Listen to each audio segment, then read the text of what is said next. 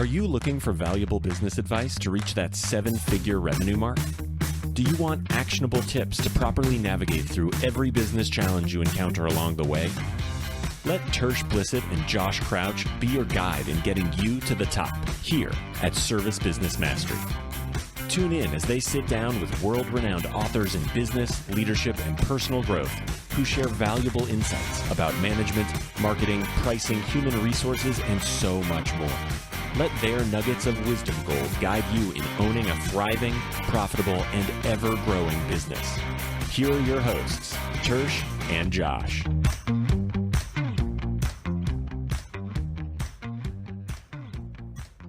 Hello, everyone out there in podcast world. Hope you're having a great day. You are listening to or watching the Service Business Mastery podcast. I am one of your hosts, Tersh Blissett, sitting across the table from my co-host, Joshua Crouch. And we are at Service Freedom, Home Service Freedom. I can't wait till you try to say his name. Home Service Freedom event, Tommy Mello's event. And it's Sebastian. Jimenez. Yeah, we got it right. Sebastian Jimenez. Yes, sir. With Real Voice. And We got it. That was great. That was awesome. good news is Sebastian, I mean, he's on the podcast with the sexiest voice, talking about voice AI, voice... Correct. Voice AI. Voice AI. AI related to voice. AI related to voice. I like that. Related to your speech, yeah. So, but before we get started with that, how long have you been doing this? Like 3 years or My company? Yeah. So I've been, my mom calls me like intentionally unemployed because I've been doing startups since I graduated college. Yes. So I started my first company when I was 22, 2018. And I started Rilla middle of late 2019. So Okay. it's almost 4 years, right? Oh, that's Yeah. Yeah. So I was telling you last month when we were in Phoenix, but I seen two of your team members at the Service World Expo the previous year. Yeah. And it was like last second, like they had like a pop-up. It's a kangaroo shop, man. We had like a bamboozle booth. It probably like looked like one of those like old motel signs. Be like, hey, stop here, book here. We got Vacancy. It was we got in like a- one it was intern doing the show, man. It was like Yeah. in a corner, but it wasn't. You weren't like away from everything, but it was. They put it next to the toilets. Yes, Next to the put, yeah, toilets. Smell like piss. They told me. Well, the thing about it is Gotta scale up, man. I was able to find you because I had to go. You had take a to go piss. you had to go take a piss, man. That's great marketing. Man. Getting a booth, sometimes you think about that, like, well, everyone's going to have to go to the bathroom at some point, so I'm just going to visibility. But then you have to deal with the smell like piss all Yeah, day. you gotta book Yeah. those demos fast, man, because you can't keep people for too long. It smells Yeah, like right. piss out there, you know. Right. So I seen them and I thought it was an amazing concept, but then I got so busy I was like, oh shit! Like I seen you again last month, and I was like, oh shit. ChatGPT had not come out yet. Oh, yeah. fully, And so so I It had wasn't just come super- out. It had just come out. Yeah. That's right. Literally came out in October last year. I wasn't a super nerd in that Yeah. at that point in time, and now I am. Like that's Yeah. that's all Josh and I really talk about. Who are you kidding, really. man? You've been a super nerd the entire time I met. Yeah, well, yeah, So, It's like, don't blame it on ChatGPT, man. you're right. so right before we were going to go on, I was asking Sebastian his background, and he told me something interesting. So you want to go into that, like what you did before this? Yeah, man. So I used to do stand-up comedy. People always ask me this question that you asked me is like, how the hell do you go from stand-up comedy to like doing an AI software, man? It sounds like a bad joke, which it is. My mom does not find it funny at all, man. I'll tell you that. She'd be like, you just like pissing off your parents, man. We sent you off to college and you want to be a community clown and now you just want to be unemployed. What the hell is a startup? She doesn't even know. I'm from the Dominican Republic. When I realized that I could piss off my parents more by doing a tech company than stand-up, because at least in stand-up, they know what that is, right? They just know you're a clown, right? But I said, like, I'm going to do a tech startup. And I'm like, boy, get your ass. Like, what the hell are you calling me? Tech startup. I don't like the sound of that. I do not like the sound of that shit. So I used to do stand-up comedy. I went to college in New York University. So when you go to college at NYU, it's like every day is an existential question of how do I skip class to piss off my parents? Like, what do you do when you're not at class? And so I went to business school, but I didn't learn anything in business school about running a business. I learned everything I know about business doing stand-up comedy. Really? Right. So, because when you stand-up is the only art form that you have to practice in front of a crowd. You can paint in your room and write in your room and sing in your room. A lot of musicians, they spend a lot of their time alone in their room because they're shredding, they're practicing, right? But with stand-up, you know, it doesn't matter how smart you are, how funny you have to, like literally the moment you have the joke, you have to go and tell it to a crowd of strangers, hopefully, to see if they laugh, right? Because that's the art of stand-up, is making other people laugh, right? And so even if you're a psychopath talking to yourself in the mirror, like, how's it going, guys? Nobody's there. And your roommate's calling the police, like, this guy's out of his goddamn mind. And so you can't do it even if you're insane, because then you don't get the laughter. So it forces you to like put yourself in this position where you're constantly generating ideas. As soon as you generate an idea, you have to go and test it out. And even the best jokes start as bad jokes, because even if you have the right idea for a joke, it kind of like, there's 1,000 little things that can go wrong, right? The setup's wrong, the timing's wrong, the tone is wrong, the word that you use there is not as funny as this other word, and you're testing that out by doing the joke many different times, many different ways, with a bunch of different crowds, which is why New York is a great place to do stand-up, because you just like literally stack up like 6 shows a day, just like back to back to back at different bars. That's not exhausting at all. No, you start at 2 p.m. Like, imagine the kind of degenerates that go to a comedy show on a Wednesday at 2 p.m. Like, maybe as tourists, they didn't know what else to do. Oh, there's not tourists, man. It's like tourists from like the homeless shelter. Like, there's like people who got like laid off of work. It's trying to get warm. Yeah, no. If you like make somebody move in the crowd, be like, oh, that person's not dead. I got this. I got this, man. This guy's not dead. I brought him back. Terrible. So you get yourself in this like habit of like just constantly having to test and like make like critical impact with the market. You know what I mean? And so when I was a junior in college, I got this job with this Forbes author. We were interviewing a bunch of tech founders, and he wanted a guy who was like a little bit funny to make his interviews, like punch them up, like write funny articles about the interviews. I got the job, and when we interviewed these tech founders, the way that they described building their companies and their products was very similar to what I was doing in stand-up to me. You have an idea, even if the idea is in the right general direction, is so wrong on so many different levels, 1,000 little ways that you don't know until you make that critical touch point with the market, with your users. Right. So the biggest takeaway I took is like, these guys launch fast, they get feedback fast, exactly like I do. So I thought maybe I could get addicted to that. And that's aside from a lot of other differences in stand-up. Like 80% of it is just getting on stage. 20% of it is actually the quality of the work. So the best stand-up comedians are also the best marketeers. The best people are like salespeople. So it's like you're doing sales, marketing, everything that you really need to, like operations. Yeah. You're learning so much about business. And so I kind of started slowly getting addicted to building tech products. And by the time I graduated college, I said, hey, Mom, I'm doing a tech startup. And she had like the chancla ready to go to slap my ass with it, you know. The what? The chancla. So Latino moms, they take like they have like a weapon that they keep in their feet. It's like a sandal thing. Oh, flip-flops? Yeah, like a flip-flop. They call it a chancleta, dude. As soon as you see that chancleta coming, dude, it's a terrorist attack, man. They're gonna screw your ass up. Come flying across. Yeah, no, they get you, man. I seen a TikTok where it's his wife would just chunk. You know how they put the cup on the head and hit it with the belt? Yeah, the chancleta, dude. She chunked the flip-flop and would hit the thing Goddamn clear across with the the room. chancleta, dude. Oh, man. She was it's brutal. scary, dude. The chancleta? I had to be brave to do that shit, man. Yeah. Tell that lady that, oh, hey, listen, man, I'm going to not take a job anymore. Like, she's like, what you like getting the thing right. Reaching down. Yeah. They're like ducking for cover. You can only imagine the reaction. Yeah. That's awesome. Now, does she live in New York? Or? No, she lives in the Dominican Republic. Okay. So I'm from the Dominican Republic, born and raised. Oh, okay. Yeah, long line of pineapple farmers. Okay. And then I came here finished my high school in Miami. Yeah. Where I met 2 of my co-founders.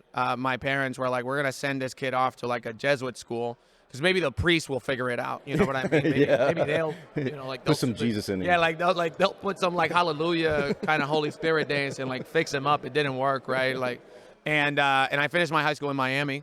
Met 2 of my co-founders there, and then I went to college at NYU, and I've stayed in America, baby. I'm here. So for those who aren't familiar, what is Rilla Voice? Yeah, so Rilla Voice, very succinctly, we are the leading speech analytics software for the home improvement industry. And what that means is when technicians, comfort advisors, sales reps, design consultants, when they go out and they talk to customers in the home to try to service something or sell something, they record their conversations on the Rilla Voice mobile app from their phones or tablets. And then we use AI to automatically transcribe, analyze, and give them feedback to help them improve their sales. and to help their sales managers or service managers do what we call virtual ride-alongs that are 100 times faster, better, and more productive. So explain that. How well does that pick it? Like, you have to have the phone like right here. You have to have the Bluetooth in your ear. I'm recording you right now, man. It's in my pocket. You just Really? like keep it in your pocket and boom. Oh, okay, so it still picks it picks up. up well enough. It picks up well. Well, what happened was you guys were talking about ChatGPT, right? So before ChatGPT came out, the industry standard, or like the state of the art for transcription. I mean, if people have used their iPhone's transcription, it's pretty garbage, right? Because the state of the art accuracy was like 70 to 80% accuracy, which sounds good, but when you read something in a transcript, people are used to reading books, right? Like written things that make sense. Imagine you're reading a book and like 2 out of every 10 words are wrong. So every sentence has like 2 words that are wrong. You're like, this book sucks, right? This guy doesn't know what he's talking about. And so when OpenAI came out with this thing called Whisper, it's a transcription model that's like 95 to 99% accurate. So it's better than a human being at transcribing audio. Right. So when they came out with that, we essentially had the opportunity to allow our customers to put their phone in their pocket and transcribes, picks up everything. Because even if you can't hear the audio very well, the AI will predict with a 95% accuracy what it is that the customer is saying. Oh, so it'll just the word before, the word after, and it'll complete, because that's what ChatGPT is doing. The same model, it's trying to predict what the next word in the sentence is, and it's really, really good at doing that. So even if it hears something and it's not like, you know, like how it's noisy here, and imagine if I was recording this conversation here, it's going to be capturing all the noise. It's going to be doing a really good job at understanding the context and predicting with like 95% accuracy what's actually being said there, even if it didn't pick up the audio correctly. So it's almost like we have a customer. They have like, you know, they're a national brand. They have like, you know, and they were trying to understand, man, they had like this, team in the South, man, in Atlanta. There was this guy, dude, with really thick Atlanta accent. And my customer was like, I don't know what the hell that guy's saying. He was just reading the transcription like subtitles, man. Like, just like, because the transcription does a better job than the human being at picking up with accents. Yeah. So they can get thick in Atlanta. Oh, like if you want to test it out yourself, so the people watching or listening, if you look up whisper.ai, that they'll take you to the OpenAI page, and they have a little demo that you can play around with and listen to the audio. They have like one which is accents, which is like a Scottish accent. And I always play the game with people like, what is the Scottish man saying? And people are like, well, I don't know what that, like, it doesn't sound like English. And then the AI just transcribes it. It's a really fun, and it like transcribes multiple languages. It's kind of insane. Yeah. About the multiple languages, we had this one customer, right? And this is how smart this thing is. We had one customer who said like, hey man, I love your translation feature. And we said like, no, you mean transcription? He's like, no, translation. You know, I speak Spanish, and my customer was speaking Spanish, and it just translated it into English. And I was like, dude, I don't know what you're using. That's not my product. And I asked my engineers, I was like, did you guys do that? And it was like, no, dude, I did not do that. And the guy showed me the AI itself understood that the conversation was in English, right? But then they started talking Spanish, and it understood that for the transcription, it had to translate it into English. And it just automatically moved. It just did it on its own. Wow. So it's insane. It's really good, man. Thank you to OpenAI. We appreciate you guys. Thank you. How long ago was that Whisper came out? Whisper came out like a month before ChatGPT. Okay. So it's like last year. Because there's been, I've seen AI tools, but of course now it's like, it's an explosion, right? Yeah. Like, yeah. So there's, and we talked with Tyson recently. And Tyson from Avoca. Yeah. Oh, I love that kid. Yeah. He was MIT. I was texting him yesterday. Yeah. Well, and he was telling us like some of the stuff that obviously ChatGPT is really advanced, or OpenAI, I should say, is really advanced everything, but this stuff's been radically. This stuff's been in progress, like behind the scenes. Like we haven't seen it. Like you talked about yesterday with usually tech companies, and then home services was kind of like 5 years behind. Yes. We're finally seeing this before a lot of other people are seeing it. Yeah. Why is that? So this is an interesting point that I was talking about yesterday. So the reason you have people like me, people like Tyson, people like, you know, like the people from Buck AI, people like Pro Dispatch. There's a lot of AI tools that are coming after home services specifically, a lot of early stage startups that are enabled by this new foundational technology, right?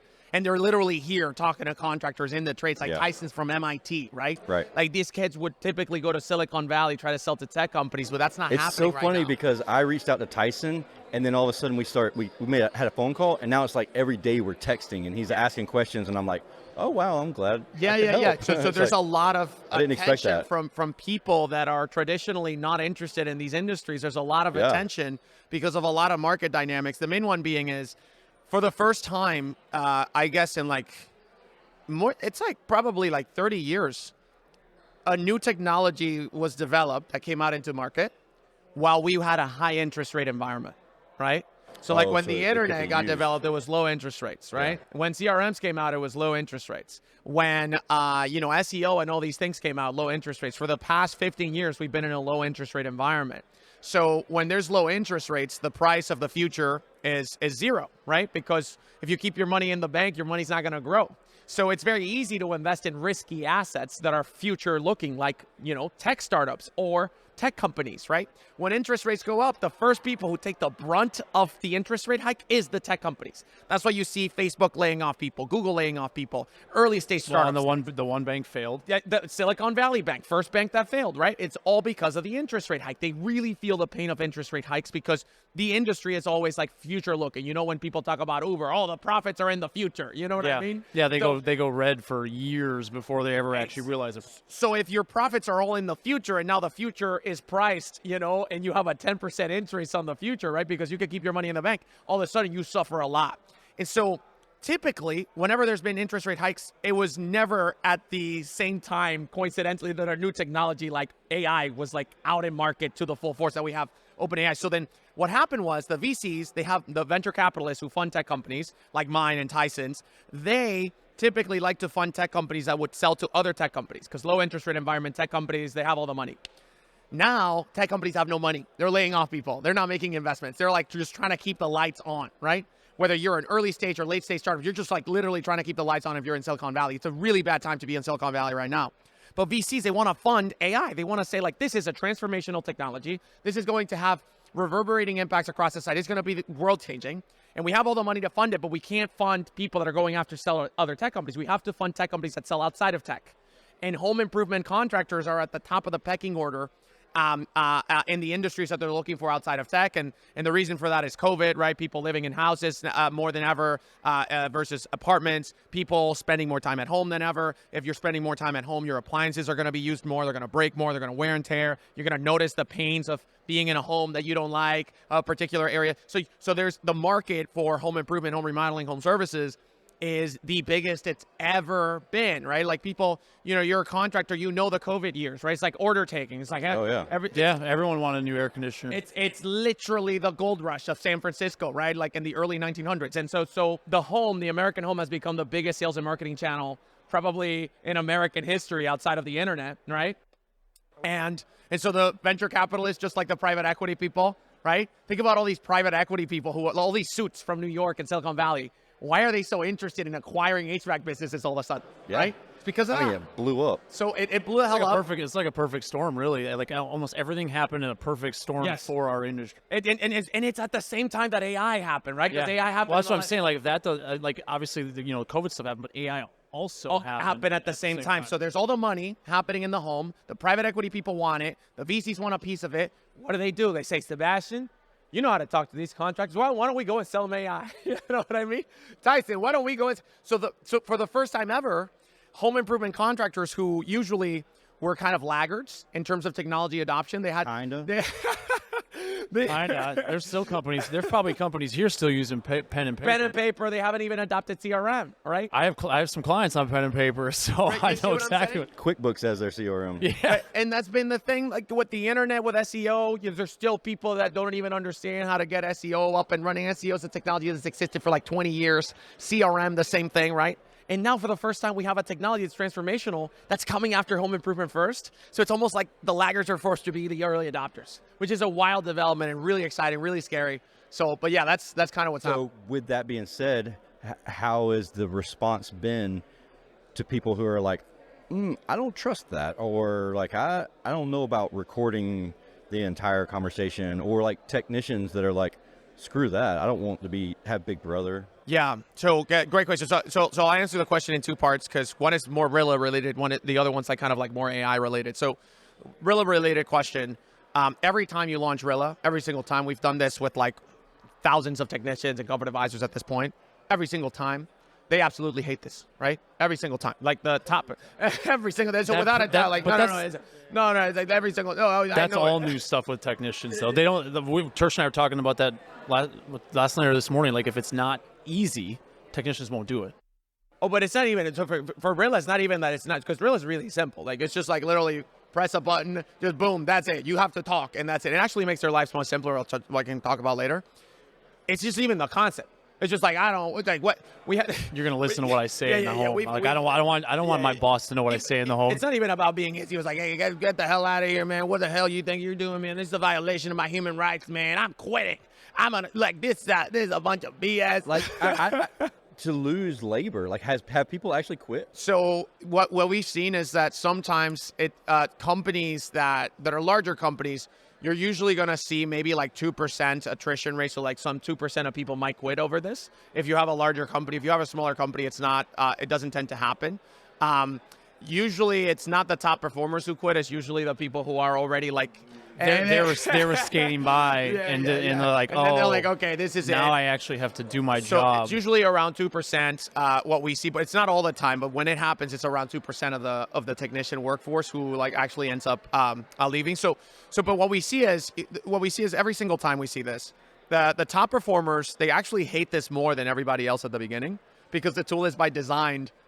It's designed to look at what the top performers are doing differently to share it with everybody else, right? That's what our tool does. So they don't like that. They don't like The- spilling the beans. It's just sharing their secrets, right? Especially you're competing for leads. The best people get the best leads, so they don't like sharing their secrets, right? It's their money, so I get it, right? Then the middle performers are concerned, and then the people at the bottom, depending on, and then the new people certainly embrace it. Like the people who They don't know any different. They don't know any different. They embrace it immediately, and then what we see is that after they spend about a week recording their conversations, they almost like forget that they're being recorded, right? It's this effect in psychology. It's called the Hawthorne effect. When you know you're being studied or reviewed or recorded, your senses are in fight or flight because you're just like somebody's watching. It's like when you're public speaking, right? You know that somebody's watching. And your brain can't stay in fight or flight for a long time because it gets tired. So then after like 5 recordings, you see that the fear goes away completely and they just start recording the meetings. And then after a month, because the tool works and technicians and comfort advisors become 30 to 40% better at selling because they have a supercomputer in their pocket telling them exactly what to say, how to say it so you can close more deals. You see, guys, we have this guy, Taylor. We have a side-by-side video of him like at Rilla launch saying like, this is a bunch of BS, man. I'm never going to use this, okay? You're never going to get me. AI is the devil. AI is a demon. I'm not going to use it ever. And then we have a video of him like a month later. It'd be like, Taylor, what'd you think of Rilla? Like, honestly, man, like you guys have been doing great work with us, man. You know, his conversion rates were up like 40%. He's like, listen, man, I actually enjoy looking at the analytics, man. Oh, you guys said this is one of the best sales tools I've ever used, man. Oh, honestly, thank you guys so much. And we're like, thank you, Taylor. But that's every single time that we do it, it happens that way. He's like, everyone's like, oh my God, he's got, and then you'd use it, and I was like, oh, okay. And then it's like, oh, okay. It's designed to help. It's not designed to hurt or catch. Yeah. I mean, you may catch some stuff, but it's designed to help. So everybody's better, and the client experience in the home is better. Yeah, what we typically see is that when we have like a beautiful graph, I wish I could show it to people, which is that like we divide people by top performers, middle performers, and bottom performers. And what you see every single time with Rilla, like on average, the gap between your top performers and everybody else, let's say you have a top performing comfort advisor that closes $5 million in revenue and your average closes 2. What you see is that $3 million gap every single time with Rilla after a quarter, it gets reduced by more than half, right? So about more than 1.5 million because everybody's learning. And then the top performers typically get 5 to 15% better. Not as much as the people at the bottom, but they still improve because these are naturally the people that want to learn and improve, and they're already like in that. They're like, mindset. well, if I'm at 5, I want to get to 6. Yeah, they're already motivated. That gap closes. Are you saying that the top numbers come down or the bottom? No, the bottom comes out. Okay. Everybody goes down with Rilla, man. Everybody loses money. No, the bottom reps and the middle reps go And it's up. interesting. So we talked to Brigham Power Selling Pros. I know you guys talked this week. Yes. Because AI gets looked at as replacement. Yes, That's like the first thing on people's mind because one, which is true. Sometimes, yeah. managing training people is hard. Yes. It's a hard business. Yeah. And Brigham brought some great points to the episode this morning, and it was more about the enhancement, and that's where you guys are focused, right? Yeah, so like you look at a tool like Tyson, like Avoca.ai, and that's like full replacement, right? It's like the call center is going to be replaced by this AI. That's his mission, right? That's what they're doing. Ours is more, and there's the two types, right? Both valid, right? Ours is more like how do we enhance the natural capabilities of human beings, right? So, and that's why we focus so much on the people in the field. Because when people think about AI, GPT chat, or like, like they conflate it with robots, right? They just start thinking of like Terminator and be like, we're all going to die, man. We're like, yeah, like iRobot. Yeah. They start thinking of like, oh, GPT chat is like robot. It's like, no. Two different things. ChatGPT is a large language model. It understands language really well, which is really good for a tool like mine, for call centers, for stuff like that.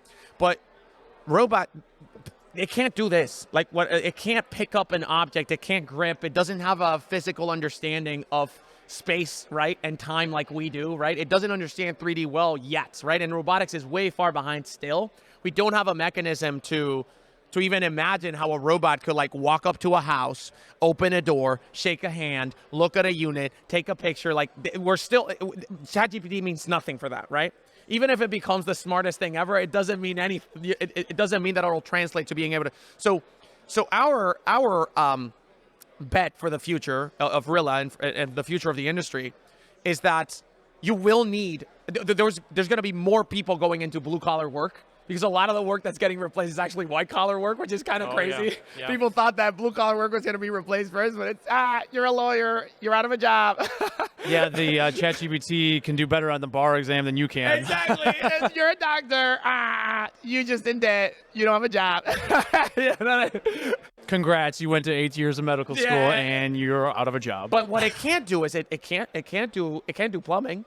Right. It can't service Very repair. fine It can't go and shake a hand and talk to a customer face to face. So our way of approaching this at Rilla is we say these jobs are not going to go away. They're actually going to increase now more than ever because you're going to see a lot of people getting out of law school going into trades, by the way. But you still want to bring AI and technology to help these people do their jobs 100 times better. Right, and 100 times faster. So enhance the natural capabilities of human beings, right? So that's Rilla is an example, right? A sales manager or service manager without Rilla, they have to spend 6 hours to do a ride along with one person. With Rilla's AI, they can do a ride along with their entire team of 10 technicians in like less than an hour. You see what I'm saying? Because the AI gives them everything they need to understand what actually happened in the conversation. So can you walk us through the process on like? For me, I haven't done a demo with Rilla. Yeah. Explain it. Yeah. So here's how it works, right? So Rilla integrates with your systems, right? So is it with pretty much all of them? All of the field service management systems that you could think of, like the most popular ones, like Service Titan, like all those guys. So what happens is the technician goes to the home, right? They get dispatched. They press record on their phone or tablet. So they don't press it until they arrived at the house. Well, until they arrive, right? And we're connected to their systems to make sure that they're pressing record when they arrive and stuff like that because we're connected to their entire system. And then all they have to do is press record, right? And it's automatically synced to everything. And then it's not a recording tool. It's an AI tool that's going to take that recording. It's going to transcribe it using speech to text. And it's not a transcription tool. It's an analytics tool that's going to take those transcriptions and use natural language processing powered by GPT-4, by ChatGPT, to understand what happened in that conversation. So what happened and how did it happen, right? Not only what happened, but how did it happen? So like to give you an idea, when a service manager goes on a ride along, they're going to do the curbside pickup form, right? If people have heard about that, it's like when a service manager goes out there and sees if the technician offered the good, better, best options, if they offered the replacement, if they build rapport with the customer, if they try to have the conversation at the kitchen table, if they explain financing, the membership, right? That they do all of those things, check, right? Human being would have to do that manually. Oh, yeah. With Rilla, the AI, you just tell it like, hey, here's my sales script, here's my service process. Tell me which one of these things they did and which ones they didn't.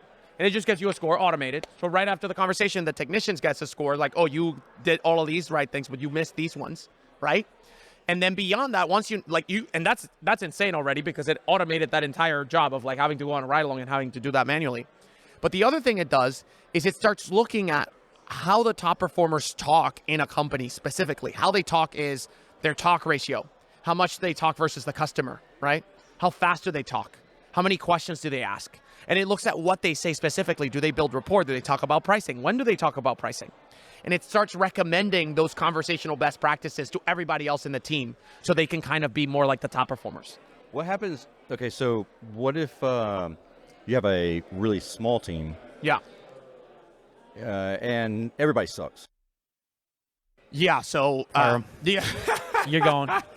See ya. Yeah, man, Will there ever be a point where you're like, hey, this company over here, and you're not going to name the company, but Right. we see that they do this and this is successful, and So we don't do that yet, and that most of that is for data privacy reasons. Like we don't share data across companies because our customers own their data, right?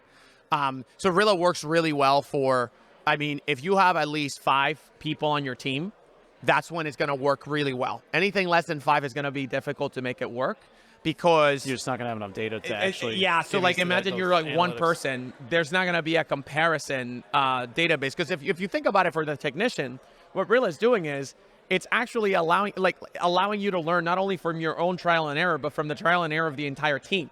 So if you have 10 people on your team, now you 10x your rate of learning because the AI is aggregating the entire learning of the entire team and giving it to you, and it's in everybody's hands. You see what I'm saying? If you're just one person, it's valuable, don't get me wrong, because you're going to get everything you're transcribed, accounted for. You're going to get some feedback, but it's not going to be as powerful as when you can literally generalize the entire intelligence of the entire team and put it in the palm of everybody's hands, right? So at least 5 people is when we see that it really pops and it becomes a really sticky product. No, it's good to know. Yeah. It's interesting you say this. So we use CallRail for all of our Yep. digital marketing clients. Yep. And I didn't even realize they had like alpha features available. I finally signed up for it, and then Yeah. one day I log in and they have this Alpha Labs thing, which was essentially what you're talking about, but on the phone call side, Yep. where it's transcription. They do the analytics, like kind of literally it says you did this well. Yep. You didn't do this well. Here's like the Yep. full summary. Yep. And being able to, and literally it happens like the call's over and like within a couple minutes it's available. Yeah. It's not available to like use some sort of thing to pull out. Customers actually have to go into CallRail, which they don't do, even though There's we get a login. There's a great one So called. if you're listening, you're a customer, go log into CallRail because it's there. But it's very neat to me to see this stuff because it's that instant feedback. Because otherwise, like we have a whole team that listens to calls, and we do that now for clients, seeing what that's going to look like. Not only just giving you like, okay, this was a bookable lead, you didn't book it, that sort of thing. It's like, why? we have the exact same thing for our podcast episodes. As soon as we're finished and Yep. uploaded, Summarizes it. transcribes it. all that, but it also tells us what we should have done better to have a Yeah. more engaging Yeah. What's that tool conversation. called? I feel like I've heard of it. Cast Magic. Yeah. It's exactly. Well, I'm the pretty same. sure all the feedback's on your end. I'm perfect. Nope. If You're the top have you performer. signed- He's have the you- guy who needs to bridge have the you gap. signed in yet? To all the people who haven't signed in, Joshua. Grace from my team signed in, so she can clip it all together. No, but it's true. Like a lot of these solutions have existed before for the call center because again, it was pre ChatGPT AI, which was different. For the call center, there's like a great tool called Balto, which you could like literally do real time analysis. So it's like not even after the fact. It's like your call center people are talking and they get like literally like feedback in real time about what to say to the customer right there in the moment. So What is that it called? Balto.ai. You wanna write that down? BALTO.ai. Awesome company, great company, and Isn't the podcast great? We can learn to get better at our own businesses Yeah. while we're trying to help all of you. So Balto, I would say, is awesome, which they also come at it from the same angle as Rilla does, which is like we're going to enhance the natural capabilities of your human being. Tyson, Avoca, and Balto's like much, like higher, like at a later stage than Avoca. Avoca's like really like new, right? Because it's enabled by ChatGPT. Avoca's like a completely like, hey, we're just going to replace your call center, which is like kind of crazy, right? But Balto's like a really good solution for human CSRs to use real time, get feedback. It's an awesome tool. And you see like some of the similar gains that you see when using Rilla for the field. And it's wild to me because there's different places in the market. Like there's going to be some companies that want to replace their call. I've seen, some clients and some other people in the trade, like we put this stuff out there and they're like, I need this in my life yesterday. Yeah. And people like they just that's the way they're going to go. And then there's going to be people that are like, well, I love my people. I want to keep them and I want to make it better. It's going to depend on the use cases, right? So like, it goes back to that stand-up thing, right? In concept, you have an amazing joke that works, but then you test it out in the market and you see that, based on the reaction of the crowd, you see that you have to take it in a different direction, right? So like you take a tool like Avoca, right? My bet, and again, I'm not running the company, so I have no idea. This is just me betting as an outsider, that the easiest use case for them to tackle initially will be like the simple calls. Like, okay, let's replace our reschedule calls. Let's replace our appointment confirmation. Or answering services. Or answering services, things like right? that. So like make it more human-like, make it simple, make it useful, right? And it's going to be a transition period. They say your name of your company correctly. Right. That's like, there's so many times I listen to a call, an after-hours call, and they'll say the wrong name, like straight up wrong name. I'm like, or they'll make up names for so your like text. you see those simple wins that you can get by replacing, and then maybe what you'll have is like tools like Balto for the more complex, like kind of like where you actually need somebody where the AI kind of can't get there yet because it's gonna be like a longer call, like somebody calls to complain about like a callback or something like that, So there's gonna be a transition period where the two tools are gonna be existing. Like you're gonna need both, like a Balto and an Avoca. And there maybe, I have no idea, but maybe you'll have a hybrid where it's like in the future, what the natural equilibrium would be is that the AI automates like 90% of it, but the 10% of it that really matters will still be done by a human being. I don't know, but that sounds logical to me. But in the call center, there's a lot. It's the first space that a lot of people are going to try to completely automate it, which is kind of insane. I'd be worried if I was a call center. Yeah. I'd be worried too. If I worked for one. Yeah, well, because we've that error.ai I know is out there. I'm sure there's other technologies out there. There's a lot of money at it, man. It's it's not. And when we look at like small companies, they're looking at like the AT&Ts and the outbound side of things. Companies that have tens of thousands of reps. I mean, imagine somebody cracks that code, right? Like you get somebody in your market, right? They have a 24/7 answering service where it doesn't matter. And their call center is literally answered by the top performer, always on point, doesn't get tired, doesn't get cranky, doesn't get upset, doesn't have to eat, doesn't have to sleep, doesn't ask for benefit. Imagine you're competing against that because they figured it out. You know what I mean? And that's the scary thing, that people think like, CRMs, I got like 10 years to let other people figure it out. Well, no, because first thing is, it's actually coming after the home services first. And second thing, AI is developing faster than any other technology that's ever happened. As soon as we did 2 presentations on it, between the 2 and they were a week apart. Yeah. Like there was like our entire presentation had to be changed. Yeah, because in 1 week. Because everything, like ChatGPT came out, right? September, October 2022. 3 months later, GPT-4 comes out, which is an order of magnitude better than ChatGPT. Well, now there's multimodal. There's the voice text, or you can talk to it. Progress is happening in weeks, not years. It's weeks, and so it's getting much better. So, okay, if you test something like Avoca, it's kind of like maybe it doesn't replace the whole thing. Like, okay, maybe not now. Give it a few weeks. You know what I mean? Like, what? Yeah. So that's kind of crazy. So I would say, like, to everybody out there, the main thing that you could be doing is keeping your ears closed. I know don't put your head in the grass. Yes. Don't put your head in the sand. Yeah, because you have to be, and also try to take because the top people who are going to become the industry leaders are going to be the people who manage to incorporate these technologies into their business workflows, similar to what happened with SEO, right? The people who got on it first and mastered it first, they became the dominant players. And they replaced a lot of the slower, kind of older players who didn't get up to speed, right? They dominated the market. It's funny you mentioned that because I was in the industry whenever that happened. Yeah. And there were other companies that were much larger than us, but wouldn't get off a pen and paper. Right. Like wouldn't do, Yellow Pages. Some of those companies are gone. All of them gone. And they were way bigger than what we were. Yep. And now the company that I was at, they're the largest company in town. Yep. By far. Peter Thiel said to Mark Zuckerberg when he was thinking about dropping out of Harvard to go on Facebook full time. Peter Thiel said to him, he was one of the investors in Facebook, he said, in a world that changes so fast and technology developing so rapidly, the biggest risk you can take is taking no risk at all, right? because That's deep. That's actually a great lesson because that's literally what I mean. We're here at Tommy Mello's event, and everybody's seen Tommy. Everyone thinks it's an overnight success story, No. right? Because he's been at this a while. No, but no.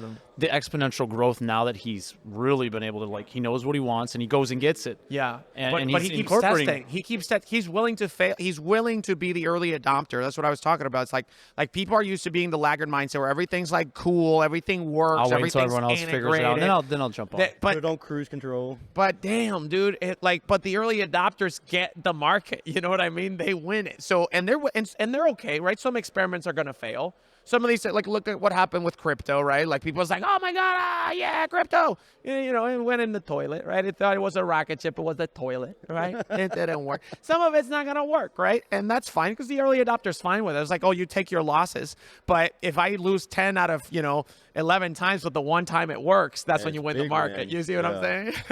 Well, that's what being an entrepreneur is all about. Yeah. And some people are the business owns If you're them. afraid of it, get a fucking job. Literally. I mean, it has to be that way. I mean, obviously, don't be stupid, but you have to take some risk in order to get the rewards. That's why it's always called risk reward. Jeff Bezos said this great, and I think we operate with this in mind at Rilla, that invention, there is no invention, there is no innovation without failure. If you do something and you know with 100% certainty it's going to go okay, there's no innovation there. You just know how to do that, right? But when you fail, there's no way to figure something new out without failing. And he also said that it's like when you actually look at experiments are very cheap actually for you to test out something really quickly. Things only become really expensive when they work. You know what I mean? Because that's when you start building departments around it and you start scaling it because you actually know it works. Experimenting is actually not that expensive. It's very cheap. It's just the thing that keeps people from doing it. It's just the pain of the suffering of the failure because they don't like when things don't work out. But it's actually not that costly, right, to do the experiments and to test things out, That's a great point. Yeah. That's awesome. Sebastian, where can people get a demo of Rilla if they're interested? Go to rillavoice.com. It is RILLA voice.com. You mean you have a .com? You don't have a fancy .ai or .io or .co or whatever the hell is fancy these days? .com, son. We old school, man. We got a .com. we old school. We're like 4 years old, not a year old. Yeah, man. I'm in between, right in between the Gen Z and the millennials, dude. I'm like the oldest person in my company, dude. All my kids. It's like Peter Pan and the Lost Boys, dude. It's like we got a bunch of 22-year-olds, 23-year-olds, and they look at me as like, dude, you're 27, dude. You're a dad. You're a father, dude. Damn, man, you old. So rillavoice.com and click on the book a demo link, and you can talk to one of our highly trained sales executives who have been trained with the latest in AI technology. And you tell us how we did. Is it a person or a? It's a person still. I'll let you try to figure that out. But maybe that'll be the trick. Yeah, exactly. Maybe Tyson can help me with that. Fire all my salespeople. Tyson, if you're listening Good to thing this. you're not. Hopefully, you're not listening to Tyson, this. help me out, man. Sell me out. That's awesome. Sebastian, we really appreciate you. hanging out Absolutely, with us, man. This was fun. This is cool. If y'all have any questions, rillavoice.com, or if you have a question for Josh and I, servicebusinessmastery.com. And we look forward to talking to you again soon. We'll see you. Peace. Thank you for listening to this episode of Service Business Mastery. Now that you are equipped with essential business advice from this impactful conversation, you are one step closer to becoming the successful owner of your dreams. If this episode has been helpful to your business journey, don't forget to subscribe to the show, leave a rating, and share it with other owners as well. Visit servicebusinessmastery.com to learn more.